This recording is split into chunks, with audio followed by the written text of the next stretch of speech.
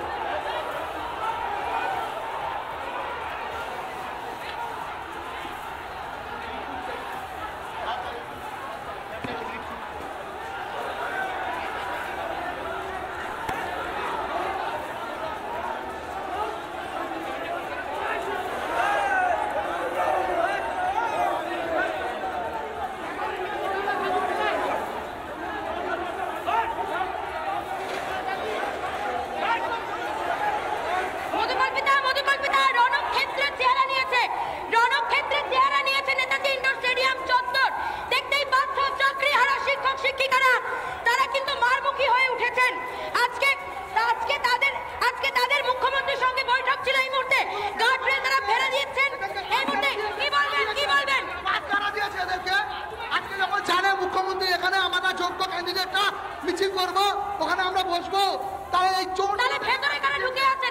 Police প্রশাসন দিচ্ছে, police প্রশাসন মহিলা করে দিচ্ছে, রাতে রাতে ওদেরকে পাস দিয়ে দিচ্ছে, তার জন্য ওরা সাহস পাচ্ছে, শিক্ষা সেল থেকে দিচ্ছে।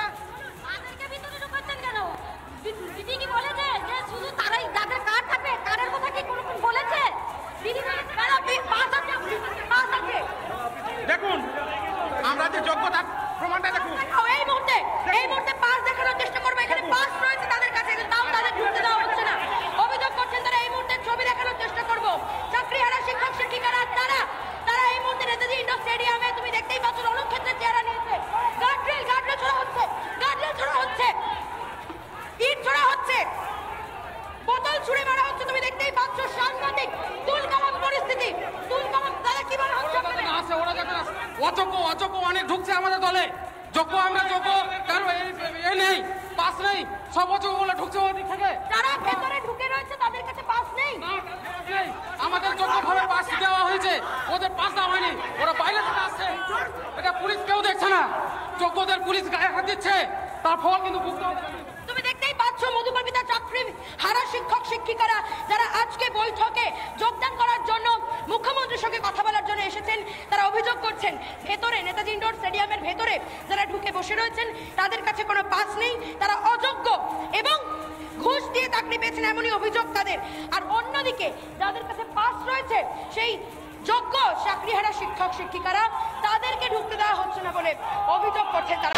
নানা ধরনের কন্টেন্ট দেখার জন্য লাইক করুন, শেয়ার করুন আমাদের ফেসবুক পেজ, সাবস্ক্রাইব করুন আমাদের ইউটিউব চ্যানেল। পাশাপাশি অন্যান্য ব্রেকিং নিউজের জন্য অবশ্যই চোখ রাখুন রিপাবলিক বাংলায়।